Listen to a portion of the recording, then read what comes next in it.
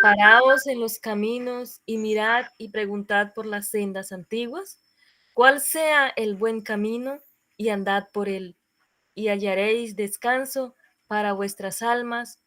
Mas dijeron, no andaremos. Amén. Amén, amén. Gracias, hermana Neji. Bueno, querida familia, en esta mañana, después de saludarles, vamos a iniciar con la parte central de esta mañana, con la parte que realmente es un manjar espiritual para nosotros en esta hermosa mañana. Quiero presentarles nuevamente hoy al pastor Mark Chamber, que está con nosotros. Quiero contarles que él es fundador y director de una sociedad misionera que utiliza los medios de comunicación, las publicaciones y los ministerios de vida familiar para la educación y la predicación del Evangelio de Cristo. Así que bien pueda, pastor, el micrófono es suyo, Dios le bendiga.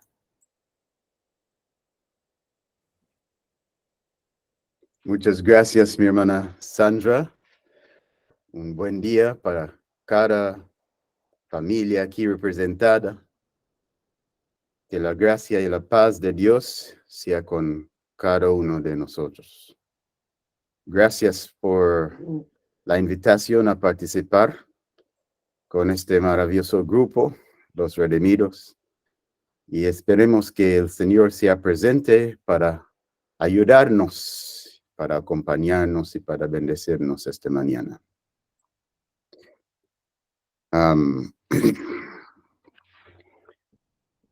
Esta mañana quiero compartir con ustedes uno de los 3 pilares para un hogar bendito. Algunos de ustedes probablemente conocen nuestro ministerio Loud Cry, Sociedad Misionera. Loud Cry significa fuerte pregón. Entonces, fuerte pregón, Sociedad Misionera. Loud Cry, Sociedad Misionera, tiene una misión para ayudarnos en nuestra preparación para ser instrumentos en este gran movimiento, el último movimiento de Dios en la tierra, después del derramamiento de la lluvia tardía. Y creemos firmemente que en esta preparación es necesario que ordenamos nuestras vidas y nuestros hogares según los mandatos de Dios para que seamos participantes en estas grandes bendiciones en los últimos días. Entonces, hoy quiero comenzar a presentar. Algunos de ustedes conocen, había mirado, había estudiado el seminario que presentó, llamado Llaves Antiguas para un Hogar Bendito. Llaves Antiguas para un Hogar Bendito, en donde presentó 7 llaves para que un matrimonio puede alcanzar la bendición de Dios. Pero hoy quiero presentar no las llaves, pero da una introducción a los fundamentos sobre el cual un hogar bendito debe parar. Un hogar bendito está fundado sobre 3 pilares. Y hoy vamos a mirar el primer pilar para un hogar bendito. Espero que ustedes están listos y tienen su Biblia. Sus Biblias tienen sus bolígrafos y sus cuadernos para tomar nota de este importante mensaje. Bienvenidos a todos. Vamos a buscar en nuestras Biblias. Buscamos en nuestras Biblias Génesis capítulo 1. Génesis capítulo 1, versículo 20 6. Ese es nuestro versículo de meditación hoy. Entonces dijo Dios, hagamos al hombre a nuestra imagen, conforme a nuestra semejanza, y señoree en los peces del mar, en las aves de los cielos, en las bestias y en toda la tierra, y en todo animal que se arrastra sobre la tierra. Vamos a orar. Nuestro Padre, quien estás en los cielos, gracias por la puerta abierta que usted nos dejó para que nosotros, aún nosotros, pobres hijos de Adán, pueden acercarnos a ti, el Altísimo, el Santo. Su nombre es exaltado sobre todo. Para ti pertenece la gloria, la honra, la majestad y el dominio para siempre. Gracias por esta puerta abierta. Es Cristo Jesús. Gracias, Padre, por su sacrificio, por su disposición a sacrificarse, aún su propio Hijo, para que nosotros podamos tener esperanza, acercarnos a ti y conocer a ti y ser escondidos en ti, oh Señor.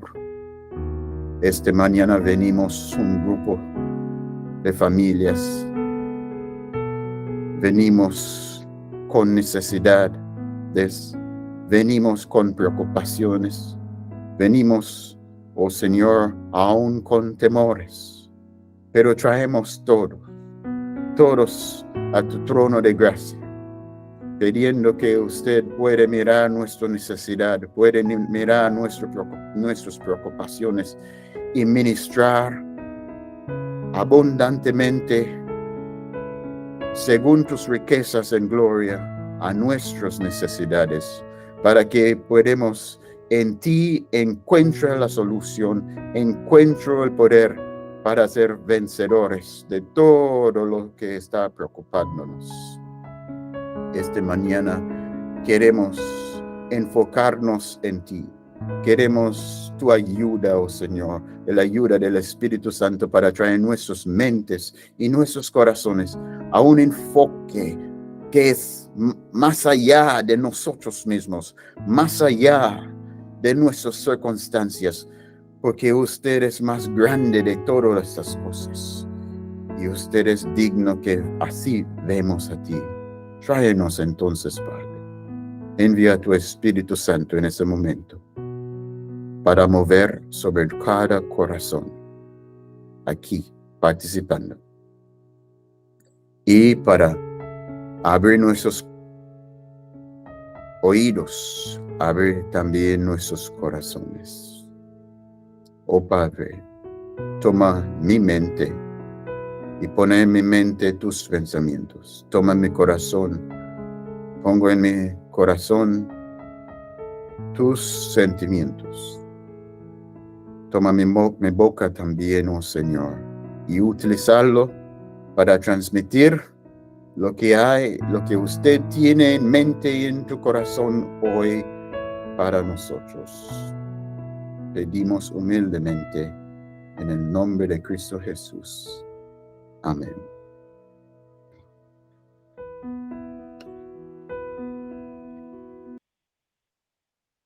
La primera pilar para un hogar bendito, primer pilar para un hogar bendito, nos enseñó, nos llama nuestra atención al gran propósito de Dios por el matrimonio. El gran propósito de Dios por el matrimonio. Entonces, ¿para qué Dios creó el matrimonio? ¿Cuál fue el objetivo principal por la creación del matrimonio? Eso es el primer pilar. Necesitamos entender, respetar, apreciar, valorar, priorizar este gran verdad, porque es el primer pilar para un hogar bendito. ¿Y qué es un hogar bendito? Es un hogar donde Dios puede poner su sello de aprobación, porque es un hogar ordenado por la dirección y la bendición, ordenado por la dirección de Dios, por el mismo mandato de Dios. Muy bien, entonces, ¿cuál es la razón principal? ¿Cuál es el objetivo principal por lo cual Dios fundó el matrimonio? Bueno, quizás una forma para encontrar esa respuesta es preguntarnos otro, que es quizás un poquito más fácil, más obvio. ¿Cuál es la razón principal que Dios tenía por la creación del universo? ¿Para qué Dios creó el universo? La Biblia nos da respuesta de esta pregunta en Salmo 19. Vamos a ir a leer de Salmo 19, versículo 1 al 3. Dice: los cielos cuentan la gloria de Dios, y el firmamento anuncia la obra de sus manos. Un día emite palabra a otro día, y una noche a otra noche declara, y una noche a otra noche declara sabiduría. No hay lenguaje, ni palabras, ni es oído su voz. Por toda la tierra salió su voz, y hasta el extremo del mundo sus palabras. Entonces, ¿cuál es la razón principal que Dios tenía para la creación del universo? La Biblia nos dice que Él trae los cielos y la tierra en creación para que ellos puedan testificar sobre su gloria.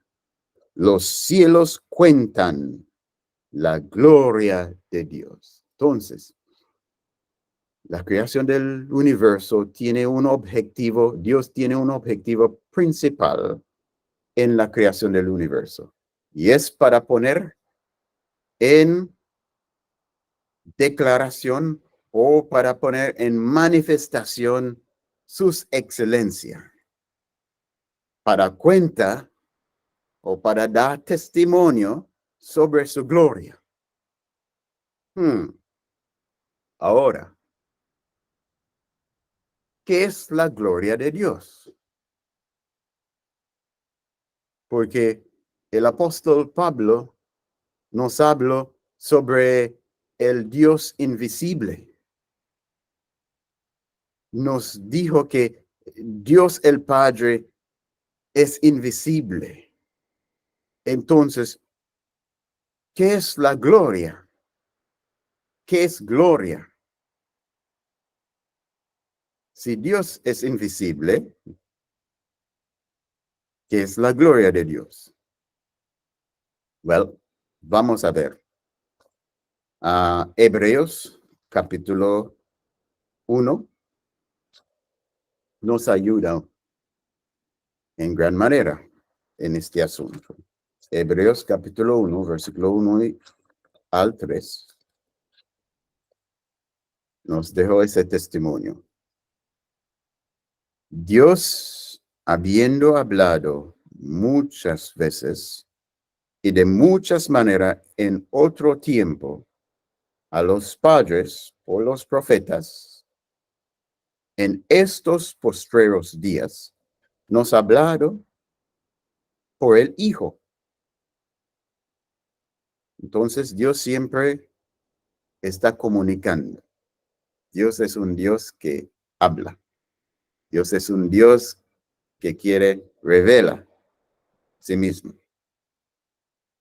Entonces, en el pasado, Dios da revelación a sí mismo a través de los profetas. Pero en estos postreros días, nos ha hablado por el Hijo, a quien constituyó heredero de todo, y por quien asimismo hizo el universo, el cual, siendo el resplandor de su gloria y la imagen misma de su sustancia, a quien sustenta todas las cosas con la palabra de su poder, habiendo efectuado la purificación de nuestros pecados por medio de sí mismo, se sentó a la diestra de la majestad en las alturas. Entonces, ¿qué es la gloria de Dios? Para entender qué es la gloria de Dios, debemos también contemplar qué es la esencia de Dios. La esencia de Dios es la plenitud de su ser. La plenitud de su ser, la esencia de su ser, la sustancia de su ser. Pero, como el apóstol Pablo dice, que es invisible, no es manifestado. La plenitud de su persona, que quedó escondido. Eso es la esencia o la sustancia de Dios. Y es un misterio, porque Dios es espíritu, como Jesús nos enseñó en Juan capítulo 4, versículos 23 y 24. Entonces, si la esencia de Dios es invisible, ¿cómo Dios puede ser conocido siendo un ser invisible, siendo que su esencia es invisible? Él solo puede ser conocido a medida de su autorrevelación, a medida de su disposición a mostrarse sí mismo. Entonces, la gloria de Dios es lo que Dios poner en demostración. Es lo que Dios está dispuesto a manifestar, a mostrar sobre su esencia, sobre su sustancia, sobre su ser. Pero si preguntamos, ¿cómo entonces es el ser de Dios? Well, los que conocen a Él, entre todas las criaturas, los que conocen a Él más íntimamente, nos confesó, nos dejó una confesión de su esencia en una palabra. Y si buscamos nuestras Biblias, el libro de Isaías capítulo 6, ahí vamos a ver. Isaías capítulo 6, versículo 1 al versículo 3. Dice, en el año que murió el rey Usías, vi yo al Señor sentado sobre un trono alto y sublime, y sus faldas llenaban el templo. Por encima de él había serafines, cada uno tenía 6 alas. Con dos cubrían sus rostros, y con dos cubrían sus pies, y con dos volaban. Y el uno al otro daba voces, diciendo, Santo, Santo, Santo, Jehová de los ejércitos, toda la tierra está llena de su gloria. Entonces, la manifestación, la gloria de Dios es la manifestación de su excelencia. Y cuando los serafines, ¿qué es un serafín? Un ángel, un ser que brilla, un ser que arde como fuego, como luz. Así, ese significa seraf. La palabra seraf en hebreo significa un ser ardiente. Entonces, esos serafines que estaban dando gloria a Dios, aquí, alabando a Dios, tenían 6 alas. Significa que ellos son los mismos querubines, cubridores, que encontramos en Apocalipsis 4 y adelante. Lo que Apocalipsis llama los bestias o las criaturas vivos, con 6 alas y ojos en toda parte, son los querubines cubridores que está al lado del trono. En Apocalipsis nos presentó 4 de ellos. Entre quien Lucifer en tiempo pasado era uno de ellos. Poderosas criaturas. Y esa criatura, cuando da testimonio sobre la gloria de Dios, nos dejó una sola palabra: santo. Santo. Hablo sobre la gloria de Dios, resume todas las excelencias de Dios en una sola palabra, diciendo que Dios es santo. El atributo principal de Dios es su santidad. Es un resumen de todas sus excelencias. Dios es justo porque Dios es santo. Dios es eterno porque Dios es santo. Dios es omnipotente porque Dios es santo. Dios es infinito porque Dios es santo. Dios es amor porque Dios es santo.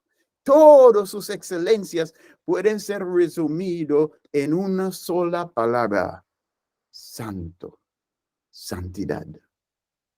Entonces, la manifestación de sus excelencias es lo que llamamos la gloria de Dios. Lo que Dios revela sobre su esencia, sobre sus excelencias invisibles, es lo que llamamos la gloria de Dios. Y Hebreos capítulo 1, versículo 3, dice que el Hijo de Dios es el resplandor de su gloria mismo.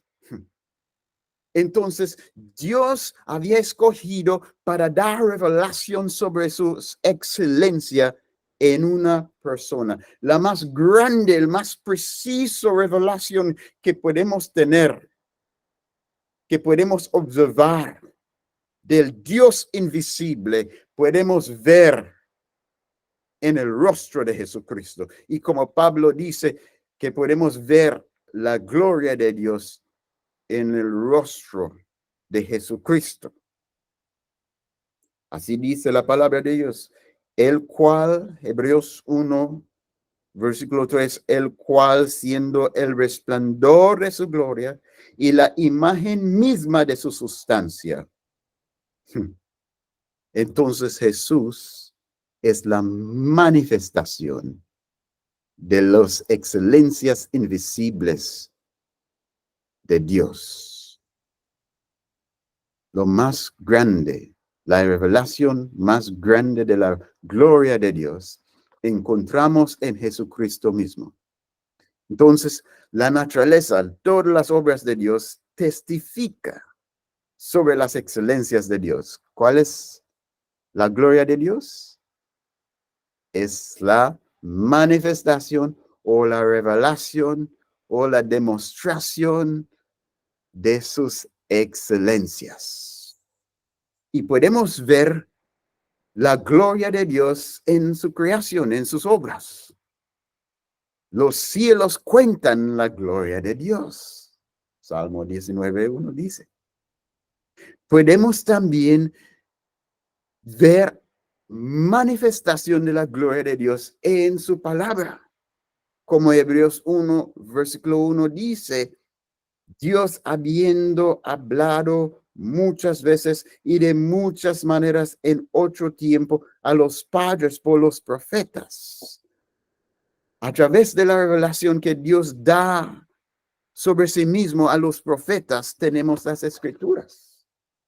Es una revelación aún más preciso que la naturaleza, porque en la naturaleza, por la corrupción, por la caída del hombre y la corrupción de la revelación de las obras de Dios en la naturaleza, tenemos la naturaleza da testimonio no solo de la gloria de Dios, pero también está ahora dando testimonio sobre el efecto del pecado.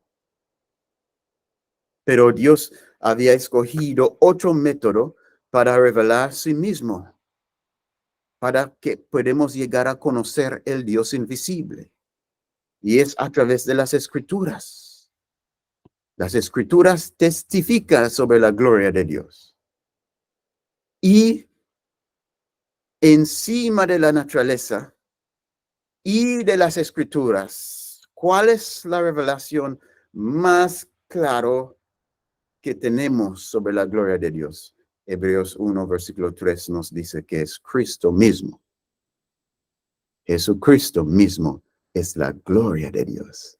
Es la más grande manifestación, más preciso manifestación o testimonio de las excelencias de Dios. Tanto que Él es aquí llamado la gloria de Dios y la sustancia y la imagen misma de la sustancia o la esencia de Dios. Ese es maravilloso. Entonces, cuando contemplamos sobre cuál es el gran propósito de Dios por la creación del matrimonio, el fundamento del matrimonio, cuando preguntamos cuál es el fundamento, cuál es el propósito principal por lo cual Dios creó el universo, encontramos para manifestar la respuesta en Salmo 19, para manifestar o para declarar su gloria. Entonces, cuando preguntamos, ¿para qué entonces Dios creó el hombre? ¿Para qué Dios creó el hombre? Entonces, vamos a ver. Vemos la respuesta en Isaías 47, Isaías 43, versículo 7.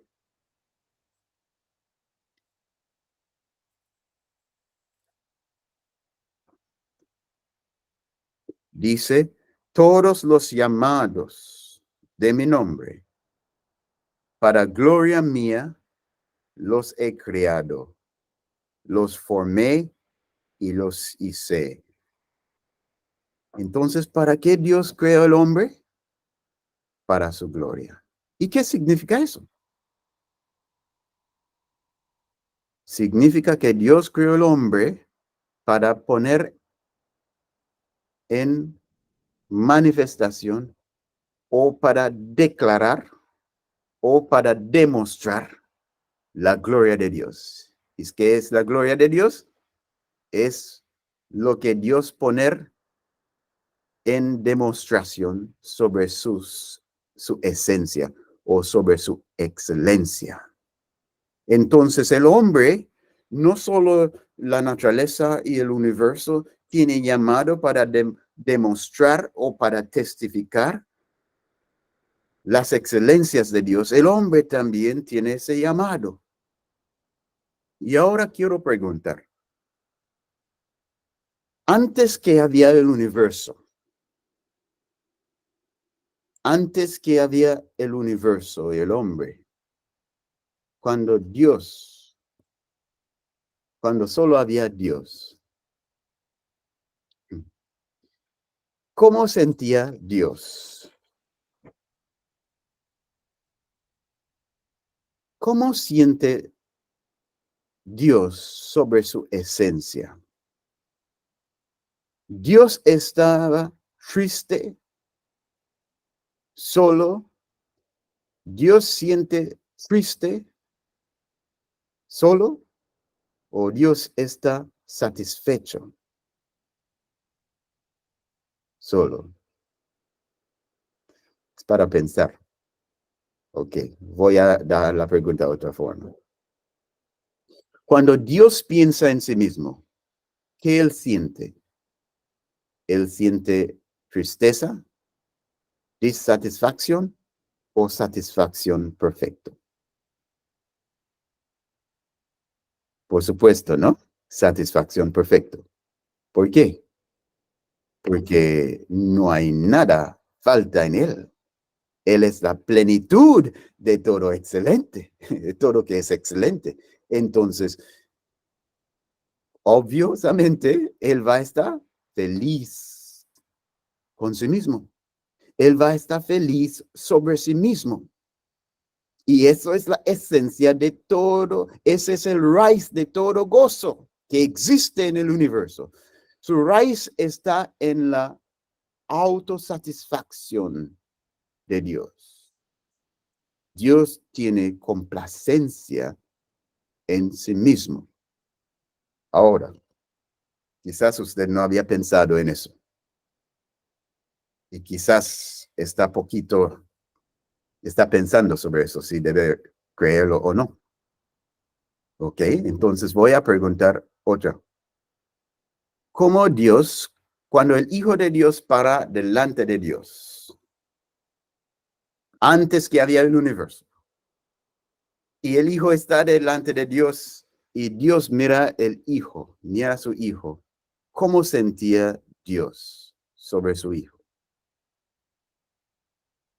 Y cuando la Biblia da testimonio sobre el Hijo de Dios, ¿qué la Biblia dice es el testimonio de Dios sobre su Hijo? Vamos a mirar un ejemplo de eso. Mateo capítulo 4. Mateo capítulo 3, perdón. Vamos a leer versículo 17. 16 y 17. Dice, y Jesús después que fue bautizado, subió luego del agua, y aquí los cielos le fueron abiertos, y vio al Espíritu de Dios que descendía como paloma y venía sobre él. Y hubo una voz de los cielos que decía, este es mi Hijo amado, en quien tengo ¿qué? En quien tengo complacencia. Entonces la Biblia mismo nos dejó claramente cómo siente Dios el Padre sobre el Hijo.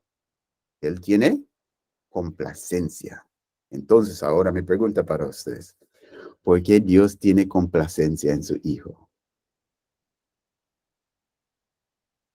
Porque su Hijo está reflejando perfectamente su gloria.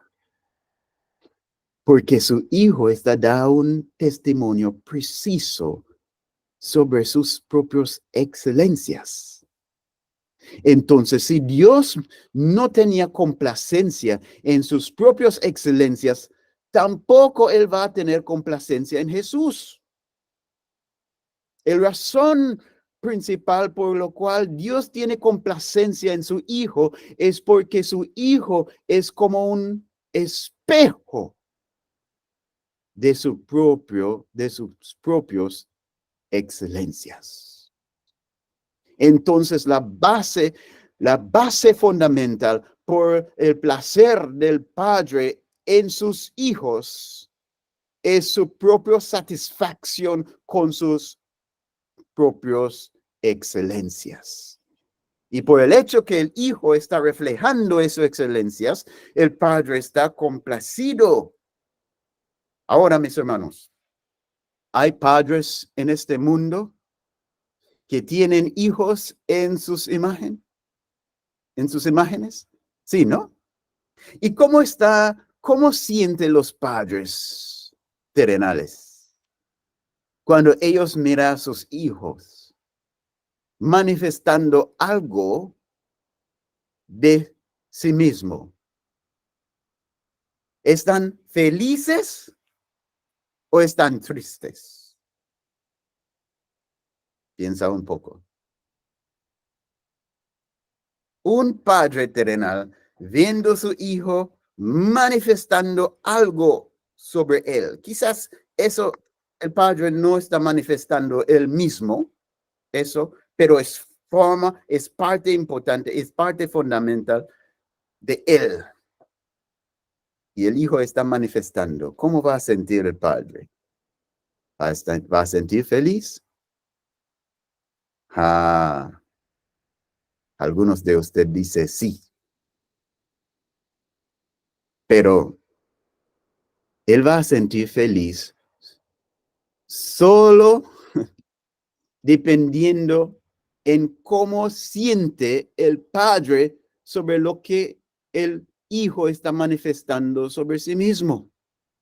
Porque si el hijo está manifestando un rasgo de carácter que el padre no aprobó, no le gusta sobre sí mismo, por supuesto el padre no va a estar feliz. Aunque el hijo está manifestando algo sobre él, algo de él, algo que viene de él. Entonces, nosotros imperfectos seres, la reflexión de nosotros mismos en nuestros hijos no es automáticamente una causa de gozo y complacencia. Sí, vamos a tener complacencia cuando nuestros hijos reflejan o manifestan o demostrar o poner en revelación o poner en manifestación algo de nosotros en que tenemos complacencia para nuestro mismo.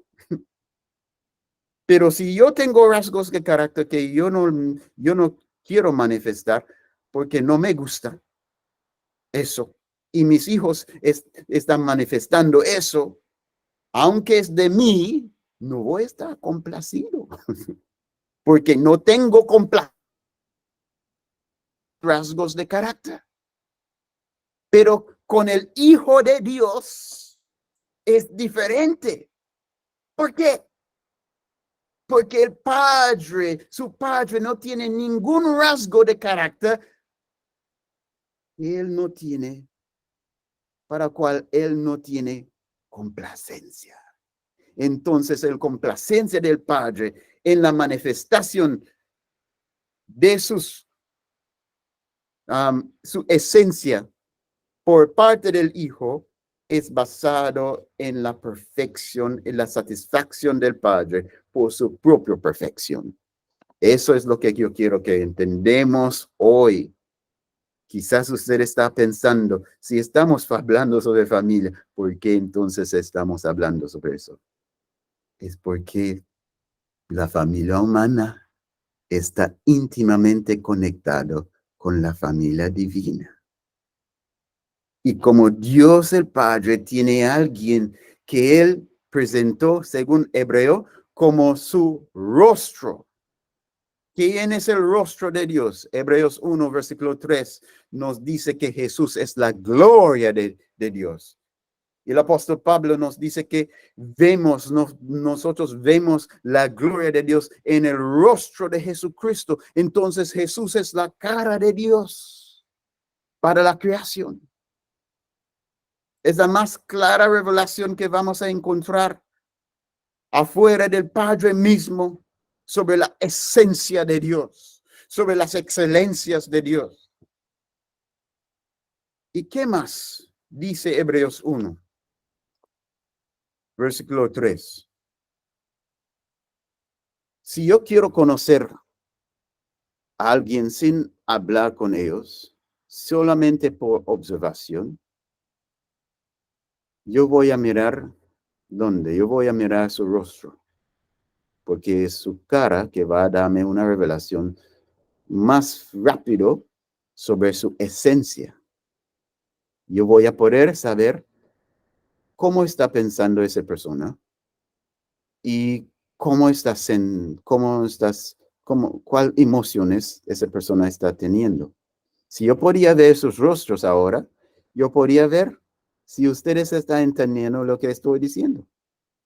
Yo voy a poder discernir si está en acuerdo con lo que estoy diciendo o no, porque su rostro va a dar revelación de lo que hay en su esencia. ¿Y cuál es tu esencia?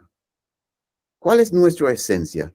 Nosotros también, como Dios, tenemos una esencia que es invisible. Y nuestra esencia es la suma de nuestros pensamientos, que son invisibles, y de nuestros sentimientos, que son invisibles. La esencia de nuestros sentimientos y pensamientos son invisibles. Pero estos pensamientos y estos sentimientos pueden recibir revelación a través de nuestro rostro. Por el rostro puede saber si usted está triste o si usted está feliz. Si usted está desanimado o está lleno de esperanza. Puede saber por la revelación que viene por el rostro. Y si quiero saber más, puede acercarse a ti y hablar contigo. Y tu boca va a dar expresión de tu esencia. Tu boca va a dar expresión de tus pensamientos y sus sentimientos. Tu esencia. Así Jesús también es no solo rostro de Dios. Hebreos 1, versículo 3 dice que Jesús también es la boca de Dios, es palabra de Dios. Dice, el cual siendo el resplandor de su gloria y la imagen misma de su sustancia, quien sustenta todas las cosas con la palabra de su poder. Jesús sostiene todas las cosas por la palabra de su poder. Y Juan capítulo 1, versículo 1 dice, en el principio era el verbo, y el verbo era con Dios, y el verbo era Dios. Este era con Dios en el principio. Todas las cosas por él fueron hechas, y sin él nada fue hecha que ha sido hecha. Entonces, Jesús mismo es la boca de Dios. Él es la palabra de Dios. Él es el verbo que da expresión aún más preciso que del rostro sobre la esencia de su Padre.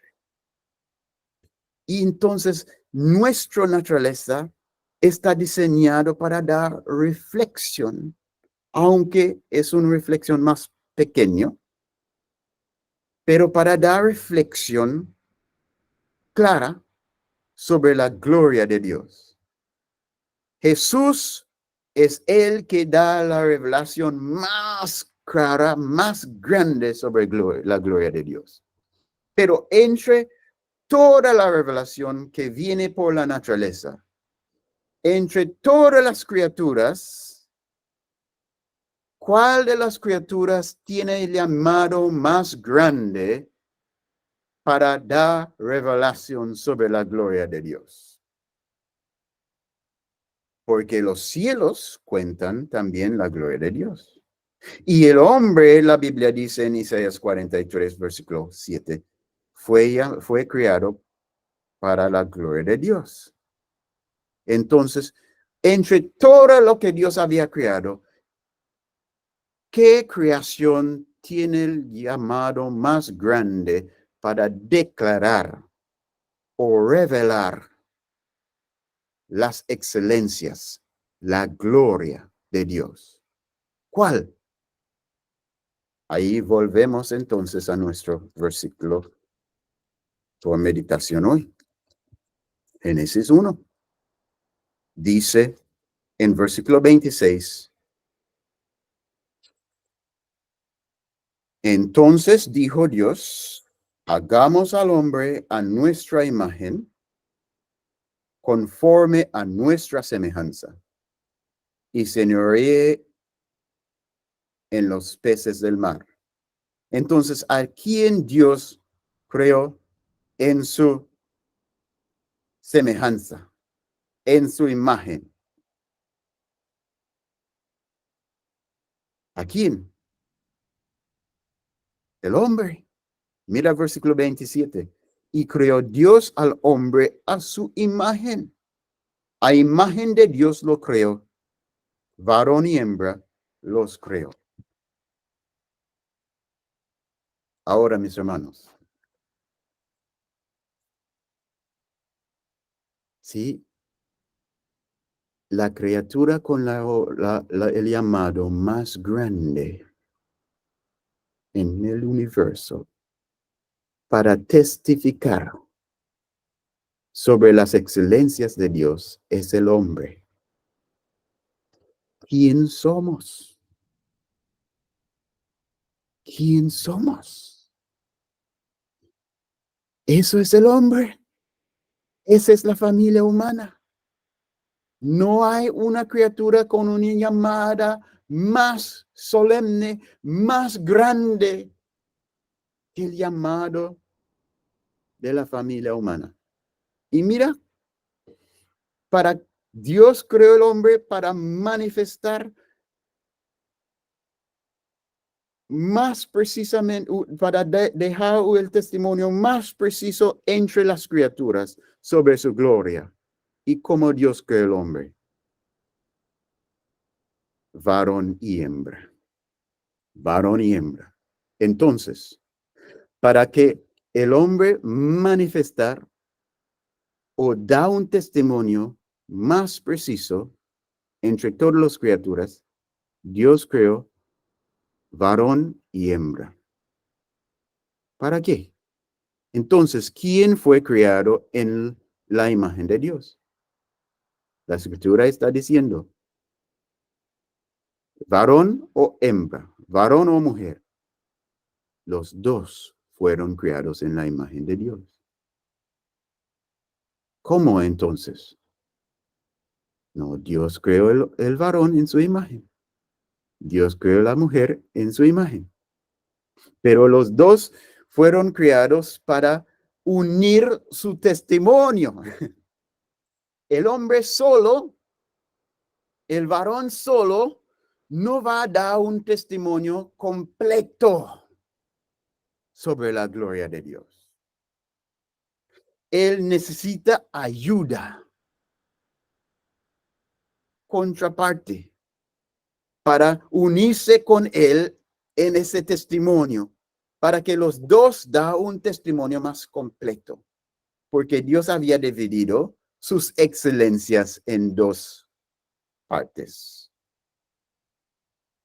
y da la manifestación de sus excelencias en el contexto de la familia humana. Él dividirlo en dos. Él da a Adán algunas calidades que reflejan ciertas excelencias en él.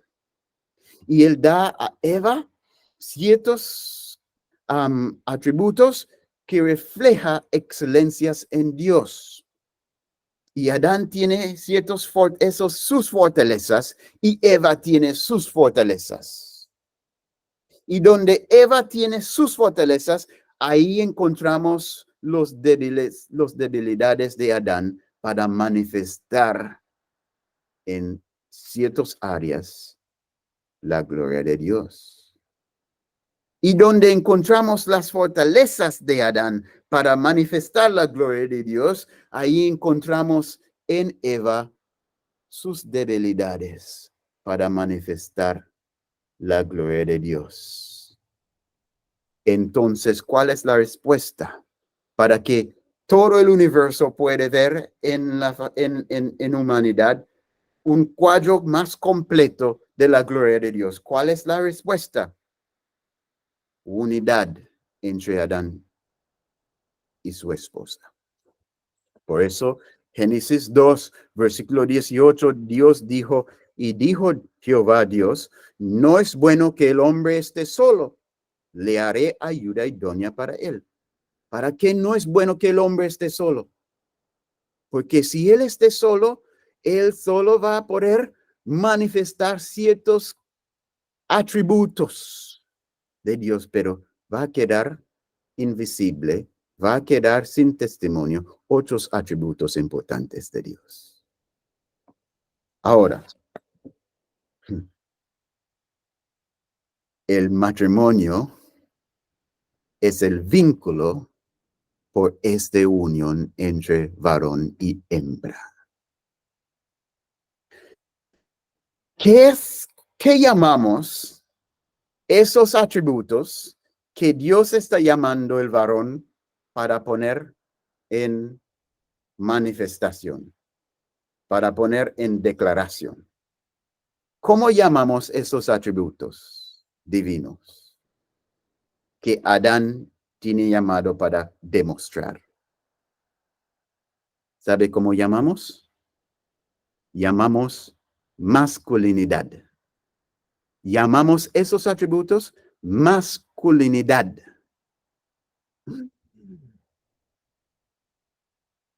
¿Y qué llamamos o cómo llamamos estas fortalezas, esos atributos que Eva fue llamado para poner en manifestación sobre las excelencias de Dios?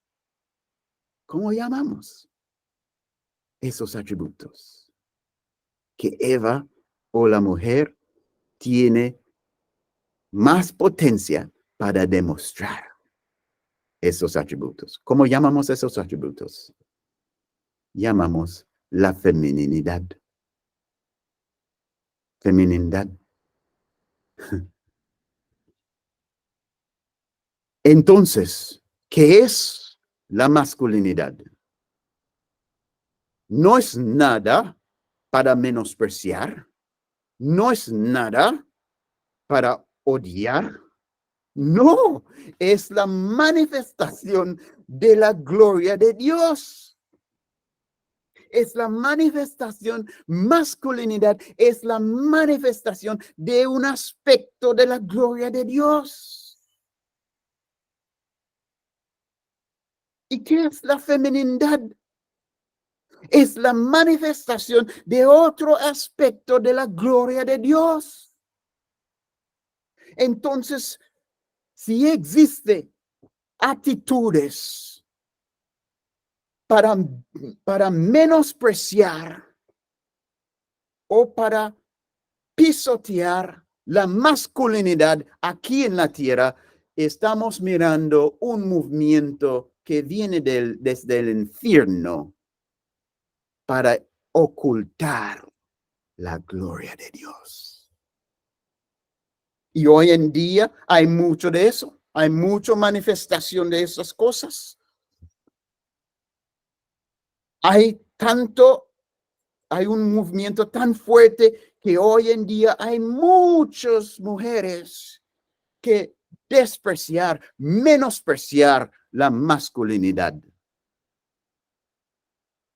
Recién estaba mirando un video y un hombre estaba preguntando, hombres, ¿qué haré si no había mujeres? Si no hay más mujeres en el mundo, ¿qué será la vida para nosotros? Y estaba preguntando a diferentes hombres y todos los hombres dicen, no, la vida va a ser muy triste, la vida va a ser muy aburrido si no hay mujeres?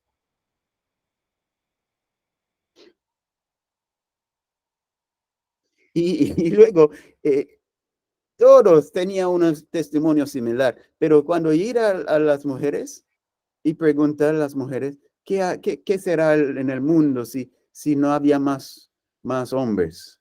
¿Qué será el mundo? Y muchos de ellos dicen que el mundo va a ser mejor. Y él pregunta, entonces, ¿no necesitamos hombres? Y muchos dicen, algunos dicen, no necesitamos, sí, quizás para tener bebés, sí, pero aparte de eso, no necesitamos. Y él dijo, entonces, ¿quién va a construir ¿Quién va a construir sus ciudades? ¿Quién va a hacer sus invenciones? ¿Quién va, quién va y comenzar a decir un montón? ¿Quién va a hacer esos trabajos duros y dificultades y peligrosos? Ve que hay un movimiento hoy en nuestra sociedad para engañarnos. ¿Por qué?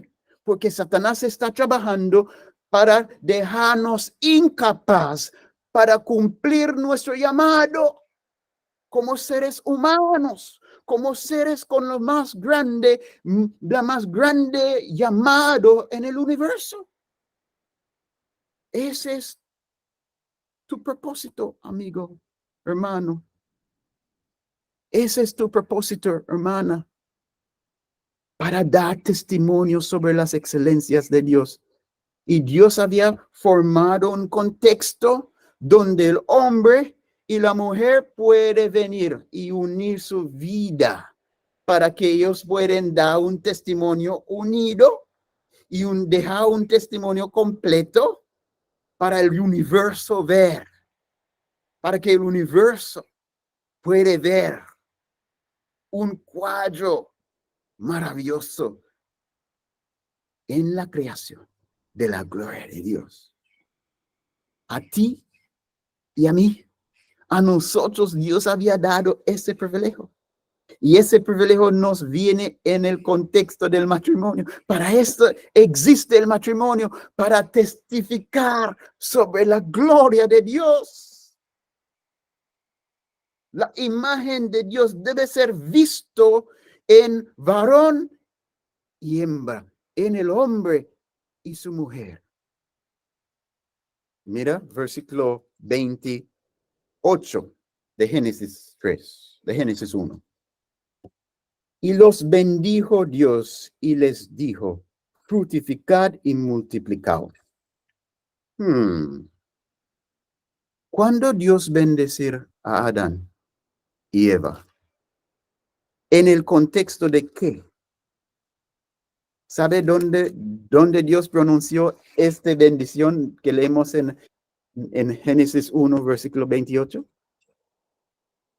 Esa bendición Dios pronunció justo después de la declaración de Adán. Voy a leer aquí. Génesis 2, 18. Y dijo Jehová Dios, no es bueno que el hombre esté solo, le haré ayuda idónea para él. Pero Adán no sabía que él era solo. Estaba tranquilo, tenía todo. No pensaba que él necesitaba una ayuda idónea. Entonces, ¿qué hizo Dios? Dios llamó a Adán, versículo 19 y 20. Dios llamó a Adán y decía a Adán, quiero que usted nombre a todos los animales. Da nombre a todos los animales. Y cuando Adán comenzó a nombrar los animales, él descubrió que todos vinieron a él con parejas, en pares. Entonces, ese despertó a Adán el sentido de que él está solo. Y la Biblia dice en versículo 20, y puso Adán nombre a todo bestia y ave de los cielos y todo ganado del campo, mas para Adán no se halló ayuda idónea para él. ¿Qué significa eso? No se halló. Significa que en el transcurso de esa tarea, a nombrar los animales, Adán comenzó a buscar. Levanto en el corazón de Adán una esperanza que él va a encontrar entre todas las criaturas que están viniendo a él, uno que era compatible con él, una pareja, un contraparte, una ayuda idónea. Entonces comienzo después de nombrar algunos, Adán de, Karen Párez, y yo estoy solo. Entonces comenzó a nombrarlos rápido para que él podía encontrar su contraparte, pero nombra a todos y no halló una ayuda idónea. Y entonces Dios dice, ahora Adán está listo. Y dice, entonces Jehová hizo caer sueño profundo sobre Adán, y mientras éste dormía, toma una de sus costillas y cerró la carne en su lugar. Y de la costilla Jehová Dios toma del hombre, hizo una mujer y trajo al hombre. Eso es la primera boda. Dios fue el padre que da a su hija al marido. Y dijo entonces Adán, esto es ahora hueso de mis huesos y carne de mi carne. Esta será llamada varona, porque del varón fue tomada. Cuando Adán da esa confesión sobre la estima que él tenía para Eva, era una confesión que llenó el corazón de Eva con una seguridad completa. Una seguridad completa. Ella no tenía duda que ella es valiosa, preciosa en los ojos de su marido. Y era en este contexto de la unión matrimonial de Adán y Eva que Dios bendijo. Porque dice, y los bendijo Dios, Génesis 1, versículo 28. Los bendijo Dios y les dijo, fructificad y multiplicaos, llenad la tierra y sojuzgadla, y señoread en los peces del mar, en las aves de los cielos y en todas las bestias que se mueven sobre la tierra. Dios bendecir a esa nueva pareja en el contexto de su matrimonio. Y dijo a ellos que ellos deben fructificar, deben multiplicar, fructificar, deben procrear. ¿Y cómo van a procrear? Debe tener intimidad. Un mandato, el primer mandato de Dios al ser humano, a la pareja humana, es procrear. ¿Cómo está la actitud del mundo hoy a esta tarea?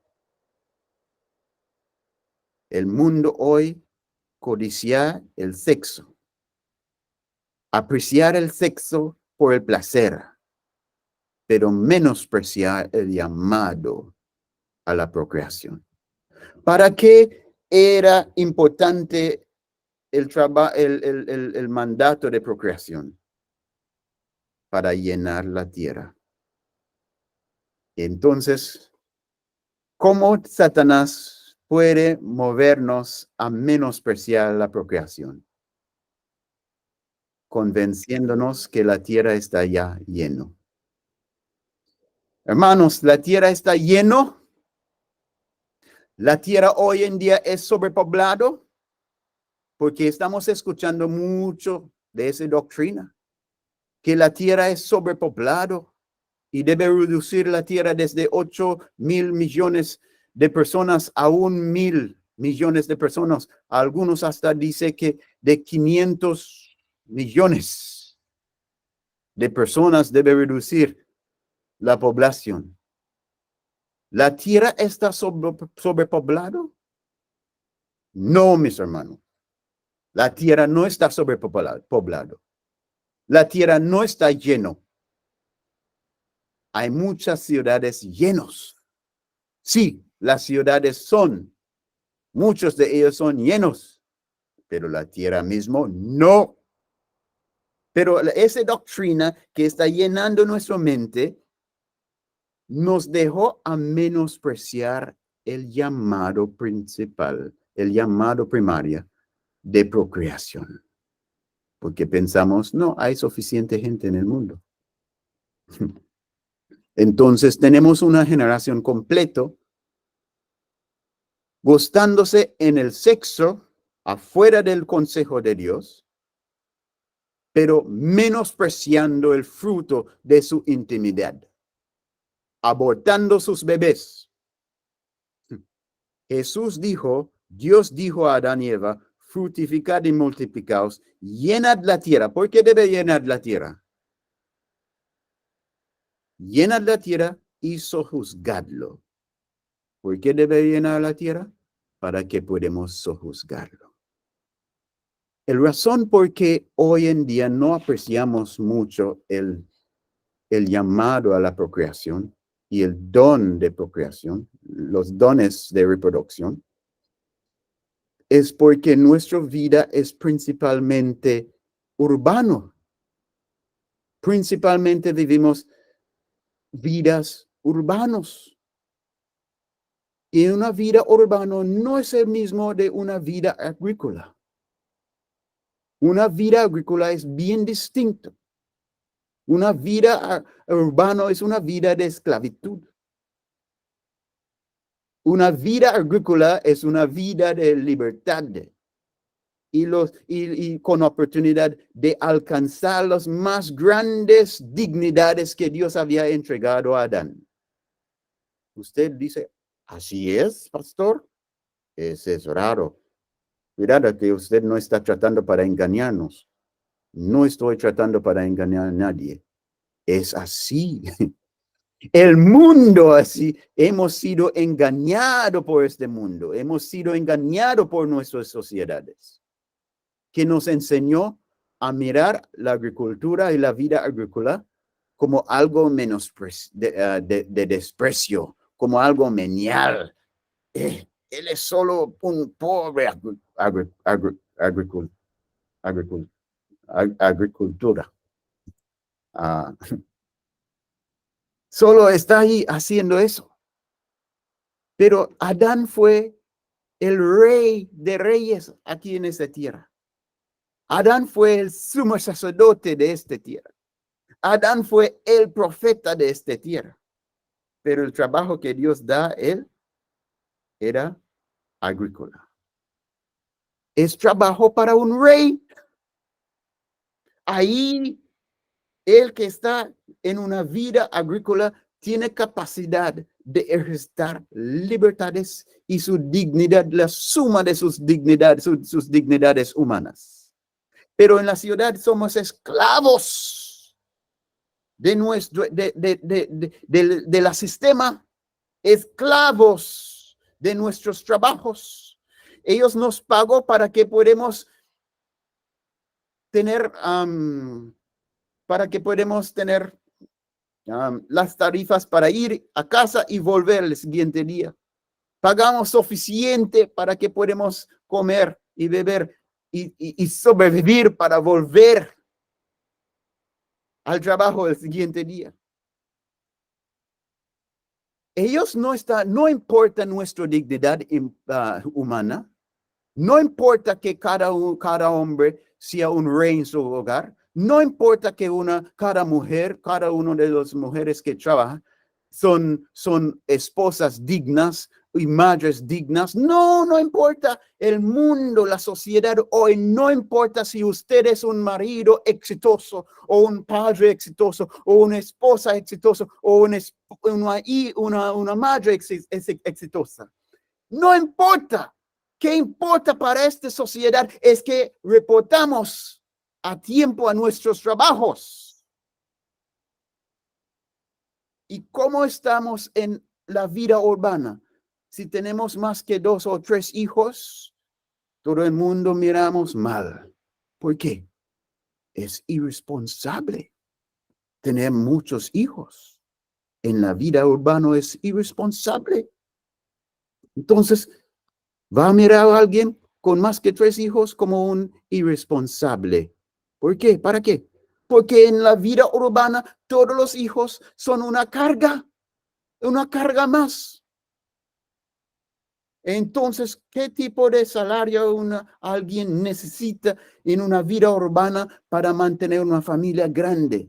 No es práctico, pero en una vida agrícola, en una vida en el campo, más cerca de lo que Dios tenía en mente para nosotros, la familia humana, este llamado de sojuzgar la tierra.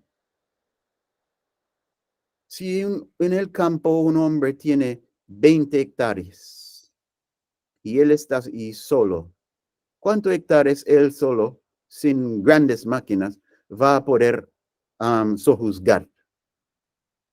Quizás 1, 2, 3, 4, máximo 5, él solo. Pero para sojuzgar todo el 20 hectáreas, él va a necesitar ayuda. No solo su esposa, él va a necesitar ayuda, otras manos. Entonces conviene tenía una familia más grande. Conviene tenía 6, 10 hijos para sojuzgar toda esa tierra que él tiene. Hemos sido engañados en muchos aspectos. Mis hermanos, el propósito por lo cual Dios llamó la familia humana al matrimonio es para proveer un vínculo sobre el cual el varón puede unirse con su esposa y los dos poner en manifestación las calidades especial que refleja la gloria de Dios, tanto en su masculinidad y también en su feminidad, que en la unión de la masculinidad y la feminidad, el mundo, el universo puede ver un cuadro más amplio en la naturaleza mismo sobre la gloria de Dios. Entonces, el matrimonio, el propósito principal para el matrimonio no es la felicidad del pareja, como muchos hoy en día están pensando.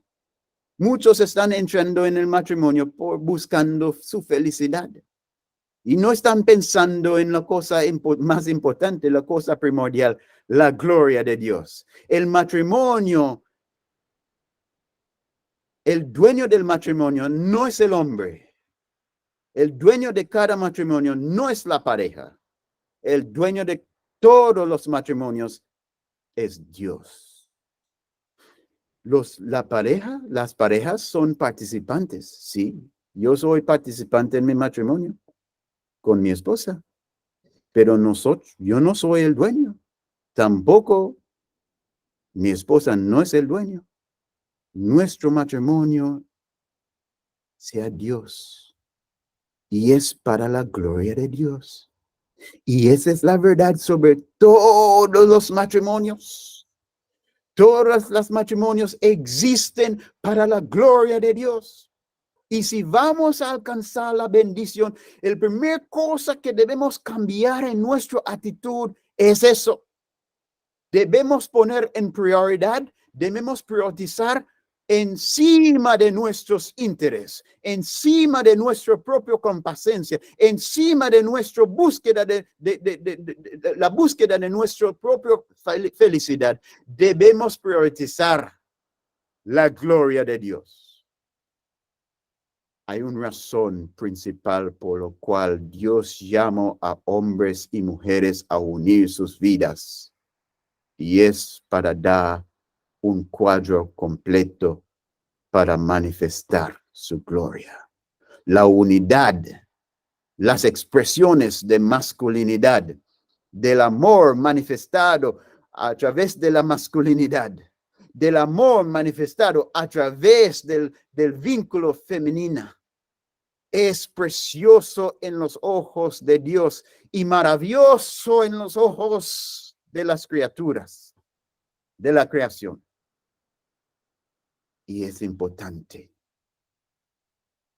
que cada matrimonio reconocer este llamado como la cosa más importante en tu matrimonio. Hoy en día, sin duda,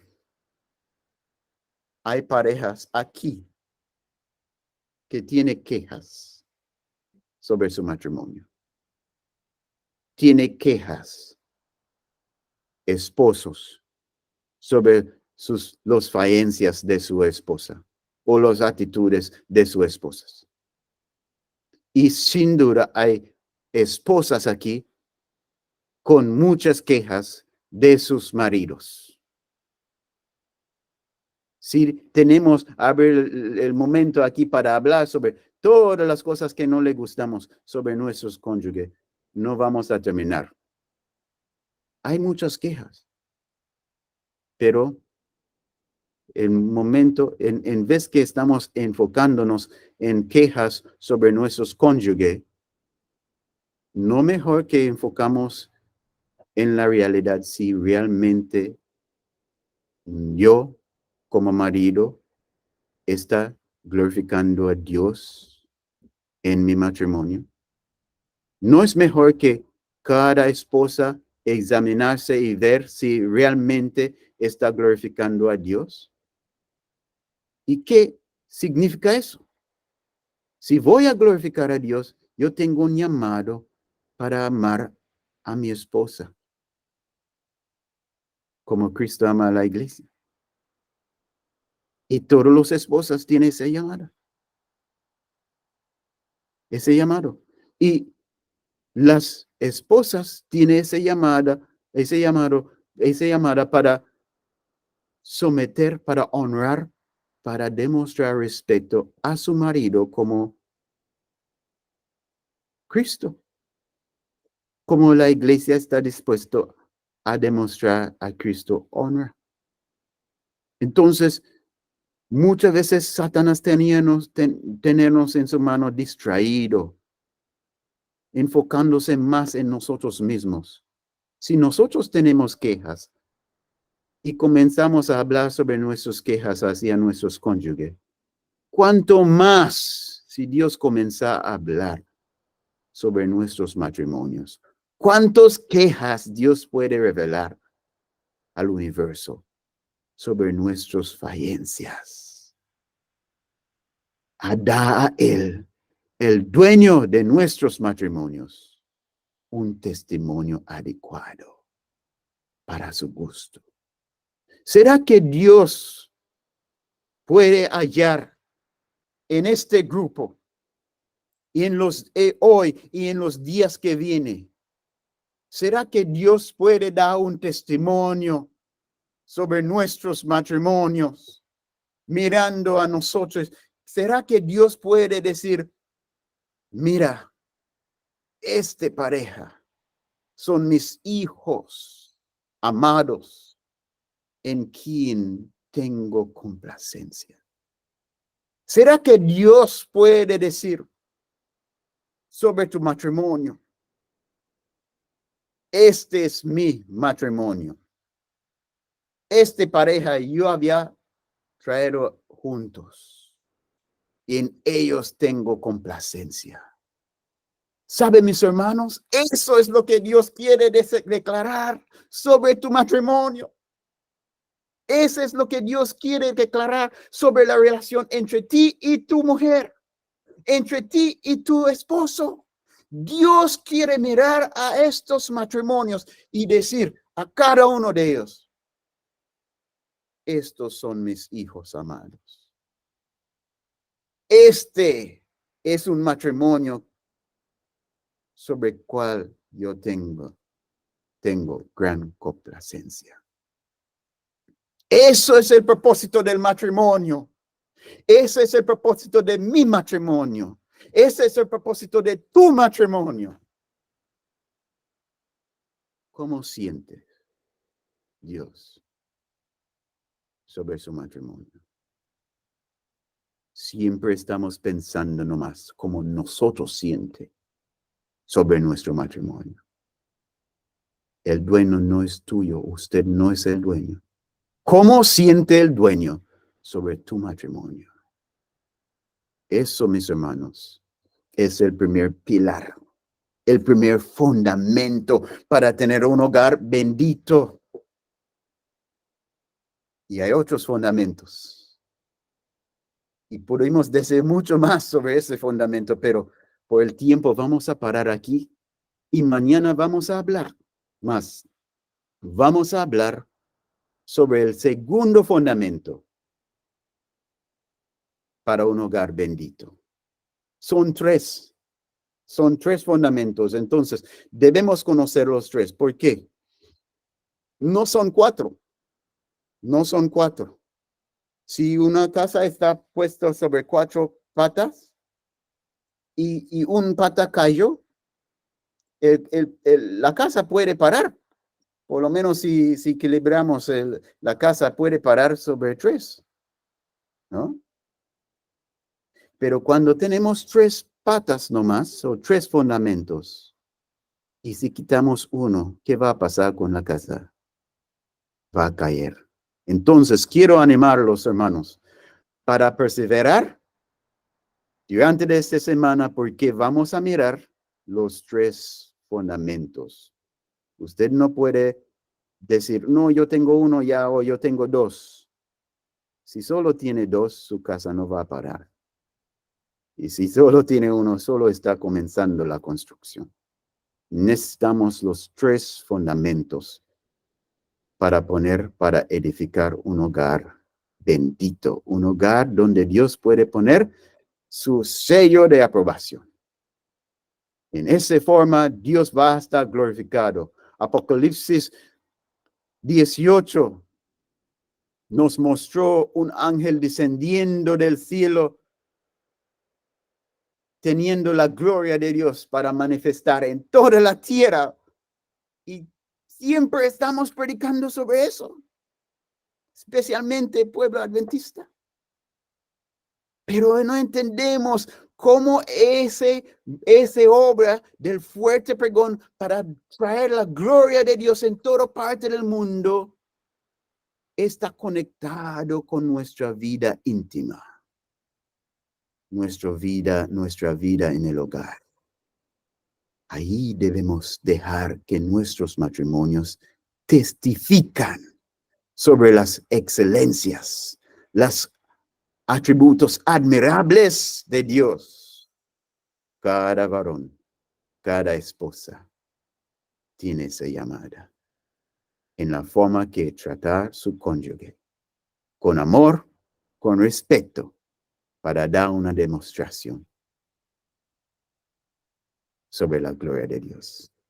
Que Dios nos ayude para ser fiel, para ser humildes, para buscar Él con corazones sinceros, para la motivación, para el entendimiento, para la sabiduría, por la gracia, para seamos motivados a buscar, a vivir más que para nuestra propia complacencia, nuestra propia felicidad, que vivimos para la gloria de Dios.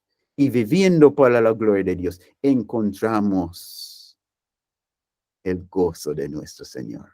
Por eso es lo que por eso es la razón por que Dios nos creó, para que buscando la gloria de Dios, priorizando la gloria de Dios, entramos en el gozo de nuestro Señor. Y así será para ti y para mí, para cada uno aquí, y especialmente para los casados, que así será en tu matrimonio, para la bendición también de sus hijos. Vamos a orar. Padre Celestial, gracias por tu palabra. Gracias por Jesús. Gracias por la grande revelación que tenemos de ti en su rostro. Gracias por este llamado maravilloso que transciende cualquier otro llamado a cualquier otra criatura. Padre, no somos los más grandes criaturas porque usted había creado el hombre inferior a los ángeles. No podemos comparar en grandeza, en poder, con un querubín cubridor. Pero a pesar de nuestra inferioridad, nuestro llamado transciende el llamado de todo el resto. Porque no hay otra criatura con un llamado tan exaltado para testificar en tal forma, tal preciso, sobre tu gloria, porque los únicos que usted había formado, según el testimonio de las Escrituras, en tu propia imagen y semejanza, es la familia humana. Oh Señor, ayúdanos a sentir cuál solemne y cuál grande es nuestro llamado, cuál grande es nuestra identidad en ti, Señor. Ayúdanos a levantar nuestros pensamientos más allá del polvo y ver tu rostro, y ver en tu rostro nuestro propósito.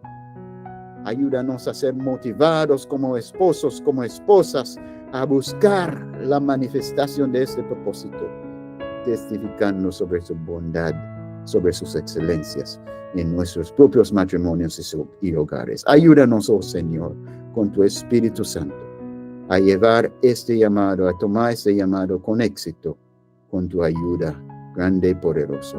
Pedimos en el nombre de Jesús. Amén.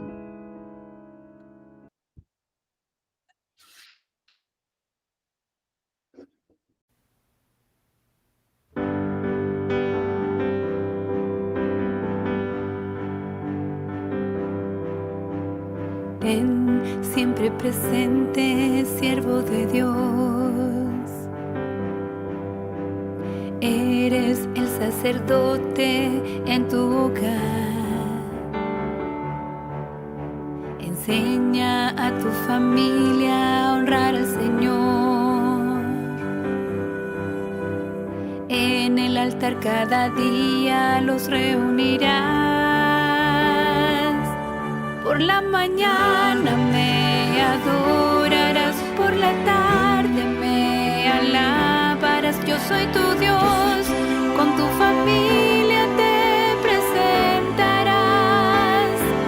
Si no estás tú, tu esposa lo hará, y a tus hijos les enseñarás que soy tu Dios, con tu familia te presentarás. Ven, siempre presente, sacerdote de Dios. Cada momento en tu hogar tiene su lugar. Enseña a tu familia a honrar al Señor. Que busque el reino de Dios en primer lugar. Por la mañana me adorarás, por la tarde me alabarás. Yo soy tu Dios, con tu familia te presentarás. Si no estás tú, tu esposa lo hará, y a tus hijos les enseñarás que soy tu Dios, con tu familia te presentarás. Yo y mi casa serviré a Jehová. Yo con mi hogar te adoraré. Cada mañana te adoraré, por la tarde te alabaré. Eres mi Dios, con mi familia me presentaré. Si no estoy yo, mi esposa lo hará, y a mis hijos les enseñaré que eres mi Dios, con mi familia me presentaré. Eres mi Dios, con mi familia me presentaré.